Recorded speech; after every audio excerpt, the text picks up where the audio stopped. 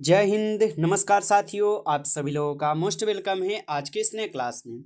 साथियों, आज के इस क्लास में हम सभी लोग पढ़ने वाले हैं एसएससी एमटीएस के एग्जाम के लिए मोस्ट इम्पॉर्टेंट प्रीवियस ईयर के क्वेश्चन को, जो कि साथियों आपके एसएससी एमटीएस के एग्जाम के लिए काफ़ी इंपॉर्टेंट है। तो आप सभी लोग इस क्लास को बिल्कुल अच्छी तरीके से लास्ट तक देखिएगा और इस क्लास में दिए जाने वाले सभी प्रश्नों को साथियों आप अच्छी तरीके से जरूर याद कर लीजिएगा, जिससे कि आप अपने एग्जाम में सभी क्वेश्चन को आसानी तरीके से बना पाएंगे। तो चलिए साथियों, क्लास को स्टार्ट करते हैं। उनसे पहले यदि आप इस चैनल पर पहली बार जुड़े हैं तो साथियों आप इस चैनल को सब्सक्राइब कर लीजिए और सब्सक्राइब करके साथियों आप ऑल नोटिफिकेशन को जरूर ऑल पे दबा लीजिए, ताकि जब भी क्लास स्टार्ट हो सबसे पहले क्लास का नोटिफिकेशन आपके पास पहुंच सके। तो आप इस चैनल को सब्सक्राइब कर लीजिए, साथ ही साथ आप इस क्लास को साथियों लाइक जरूर कर लीजिएगा। तो चलिए क्लास को स्टार्ट करते हैं और देखिए साथियों क्वेश्चन क्या दिया गया है। क्वेश्चन दिया गया है साथियों कि पूंजीवादी अर्थव्यवस्था ये किस देश में है। साथियों हर एक क्वेश्चन आपको बिल्कुल इंपॉर्टेंट और सिलेक्टेड क्वेश्चन लिए गए हैं, जिससे कि आपके पेपर में साथियों 100% यहाँ से क्वेश्चन आपको देखने को मिलेंगे। तो बताइए साथियों कि पूंजीवादी अर्थव्यवस्था ये किस देश में है। तो पूंजीवादी अर्थव्यवस्था हो जाएंगे आपके अमेरिका देश में। ऑप्शन ए यहाँ पे इस क्वेश्चन का आपका सही जवाब है। अगला प्रश्न है आपका, परमाणु भट्ठी की खोज किसने की थी। तो परमाणु भट्ठी की खोज साथियों किसने की थी, तो आप सभी लोग याद रखिएगा। तो इस क्वेश्चन का यहाँ पे आप लोग का सही जवाब ऑप्शन डी हो जाएंगे। ऑप्शन डी यहाँ पे सही जवाब है। अगला प्रश्न देखिए साथियों, क्वेश्चन है आप लोग का कि पेप टेस्ट का प्रयोग होता है। तो पेप टेस्ट का प्रयोग कहाँ पर होते हैं। तो पेप टेस्ट का प्रयोग आप सभी लोग याद रखिएगा। यहाँ पे इस क्वेश्चन का आप लोग का सही जवाब क्या हो जाएंगे। तो यहाँ पे इस क्वेश्चन का आप लोग का सही जवाब ऑप्शन डी हो जाएंगे। ऑप्शन डी को आप लोग सही जवाब कीजिएगा। अगला प्रश्न है कि सिक्स मशीन खिताब किसके द्वारा रचित है।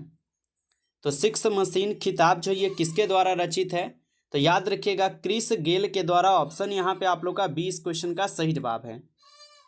अगला प्रश्न आता है साथियों कि नौसेना संग्रहालय ये कहाँ पर स्थित है। बताइए आप सभी लोग कि नौसेना संग्रहालय ये कहाँ पर स्थित हो जाएंगे। तो नौसेना संग्रहालय हो जाएंगे आपके विशाखापट्टनम में। ऑप्शन आप लोग का डी इस क्वेश्चन का सही जवाब है, विशाखापट्टनम। अगला प्रश्न आता है साथियों कि संस्कृत भाषा में अक्षरों की संख्या कितनी है। तो संस्कृत भाषा में अक्षरों की संख्या कितनी हो जाएंगे, तो याद रखिएगा 44 है।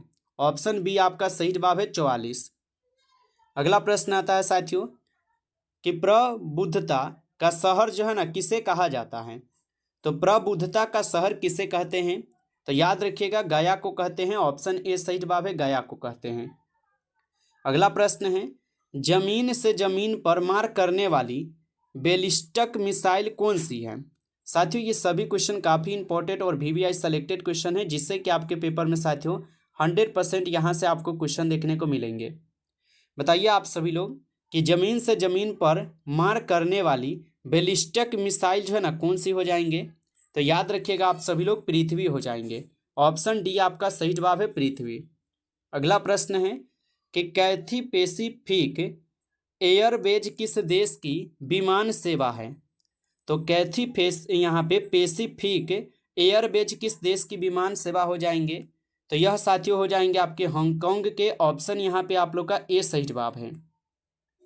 अगला प्रश्न है साथियों कि विश्व प्रेस स्वतंत्रता दिवस कब मनाया जाता है। तो विश्व प्रेस स्वतंत्रता दिवस कब मनाई जाती है, तो याद रखिएगा 3 मई को।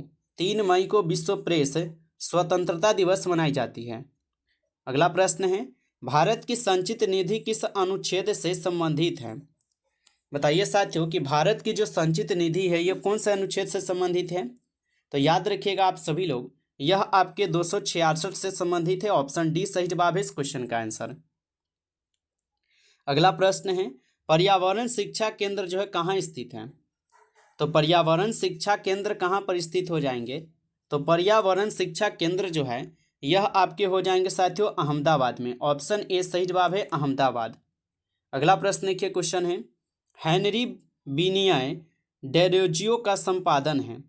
तो हेनरी बिनियाय डेरोजियो का संपादन हो जाएंगे साथियों तो आप सभी लोग याद रखिएगा इंडिया गजट हो जाएंगे। ऑप्शन ए सही जवाब है इंडिया गजट। अगला प्रश्न देखिए, आप लोगों का क्वेश्चन आता है कि हाका जनजाति किस देश से संबंधित है। तो हाका जनजाति जो ये किस देश से संबंधित है, तो हाका जनजाति हो जाएंगे न्यूजीलैंड से। ऑप्शन सी सही जवाब है इस क्वेश्चन का आंसर न्यूजीलैंड से है। नेक्स्ट क्वेश्चन है, मेट्टूर बांध किस नदी पर जो है ना स्थित है। बताइए साथियों, मेट्टूर बांध जो ये किस नदी पर स्थित है। तो मेट्टूर बांध हो जाएंगे आपके कावेरी नदी पर। ऑप्शन ए यहाँ पे सही जवाब है कावेरी नदी। अगला प्रश्न है आप लोग का, रेलवे बोर्ड की प्रथम महिला अध्यक्ष जो है ना कौन थी। तो रेलवे बोर्ड की प्रथम महिला अध्यक्ष कौन हो जाएंगे। तो यहाँ पे इस क्वेश्चन का आप लोग का सही जवाब ऑप्शन सी हो जाएंगे सुनीता शर्मा। ऑप्शन सी आपका सही जवाब है। अगला प्रश्न है आप लोग का, संयुक्त राष्ट्र वन्य जीव दिवस जो है ना कब मनाया जाता है। तो संयुक्त राष्ट्र वन्य जीव दिवस कब मनाया जाता है। तो साथियों याद रखिएगा 3 मार्च को। ऑप्शन ए सही जवाब है 3 मार्च को। अगला प्रश्न है कि फादर ऑफ इंडियन इकोलॉजी किसे कहते हैं।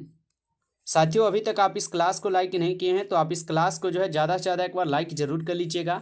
चैनल पे पहली बार यदि आप जुड़े होंगे तो आप इस चैनल को सब्सक्राइब करके ऑल नोटिफिकेशन को आप ऑल पे दबा लीजिएगा, ताकि जब भी क्लास स्टार्ट हो सबसे पहले क्लास का नोटिफिकेशन आपके पास पहुंच सके। तो आप इस चैनल को सब्सक्राइब कर लीजिएगा। यदि आपको PDF चाहिए तो आप कमेंट करके हमको बता सकते हैं।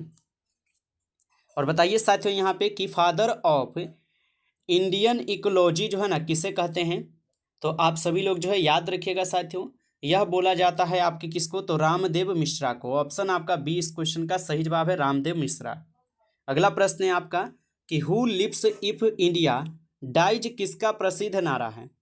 तो who lives if India dies जो है ये किसका प्रसिद्ध नारा है। तो ये नारा हो जाएंगे जवाहरलाल नेहरू जी का। ऑप्शन डी आपका सही जवाब है।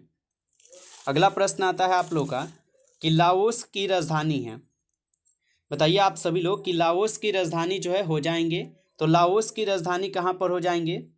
तो यहाँ पे इस क्वेश्चन का आप यहाँ पे सही जवाब ऑप्शन ए कीजिएगा साथियों। 20 नंबर क्वेश्चन का सही जवाब ए हो जाएंगे। अगला प्रश्न है, भीमा परियोजना किस नदी पर स्थित है। बताइए आप सभी लोग कि भीमा परियोजना किस नदी पर स्थित है। तो पवना नदी पर है। ऑप्शन यहाँ पे सी सही जवाब इस क्वेश्चन का आंसर पवना नदी। अगला प्रश्न है आप लोग का, संविधान संशोधन की प्रक्रिया किस देश से ली गई है। बताइए आप सभी लोग कि संविधान संशोधन की जो प्रक्रिया है ये किस देश से ली गई है। तो संविधान संशोधन की प्रक्रिया ली गई है दक्षिण अफ्रीका से। तो ऑप्शन ए लगाइएगा आप लोग सही जवाब इस क्वेश्चन का आंसर। अगला प्रश्न के साथियों क्वेश्चन है कि गामा किरणें की खोज जो है ना किस वैज्ञानिक ने की थी। बताइए साथियों कि गामा किरणें की खोज किस वैज्ञानिक ने की थी। तो गामा किरण की खोज आप सभी लोग याद रखिएगा, यह किए जाते हैं बैकुरल के द्वारा। ऑप्शन ए सही जवाब है यहाँ पर बैकुरल के द्वारा। चलिए अगला प्रश्न देखिएगा साथियों, यहाँ पे आपका क्वेश्चन आता है। क्वेश्चन दिया गया है, दुनिया की पहली वैश्विक पशु स्वास्थ्य रिपोर्ट किसके द्वारा जो है ना जारी की गई। तो दुनिया की पहली वैश्विक पशु स्वास्थ्य रिपोर्ट किसके द्वारा जारी की गई है। तो याद रखिएगा आप सभी लोग विश्व पशु स्वास्थ्य संगठन के द्वारा। ऑप्शन सी सही जवाब है इस क्वेश्चन का आंसर। अगला प्रश्न है कि भारत के राष्ट्रपति का चुनाव जो है ना कौन करवाता है। तो भारत के राष्ट्रपति का चुनाव कौन करता है। तो आप लोग याद रखिएगा संसद और राज्य विधानमंडल। ऑप्शन सी इस क्वेश्चन का सही जवाब हो जाएंगे। जो भारत के राष्ट्रपति का चुनाव करवाते हैं संसद और राज्य विधानमंडल, याद रखिएगा। अगला प्रश्न है, माउंट एवरेस्ट किस देश में जो है ना स्थित है। बताइए आप सभी लोग कि माउंट एवरेस्ट किस देश में स्थित है। तो माउंट एवरेस्ट जो है याद रखिएगा आप लोग नेपाल में स्थित है। ऑप्शन आप लोग का डी इस क्वेश्चन का सही जवाब है नेपाल में। अगला प्रश्न के क्वेश्चन है, और क्वेश्चन क्या दिया गया है कि भारत का राष्ट्रीय खेल कौन सा है। बताइए आप सभी लोग, आप लोग को अच्छे से पता होगा भारत का राष्ट्रीय खेल आपके कौन हो जाएंगे। तो हॉकी आपको पता है जो कि भारत का राष्ट्रीय खेल है। ऑप्शन ए सही जवाब है। अगला प्रश्न है, जलियांवाला बाग हत्याकांड जो है ना कब हुआ था। बिल्कुल इजी क्वेश्चन है आपके लिए, सभी लोग रट्टा लगाए रहते हैं। बताइए कि जलियांवाला बाग हत्याकांड कब हुआ था।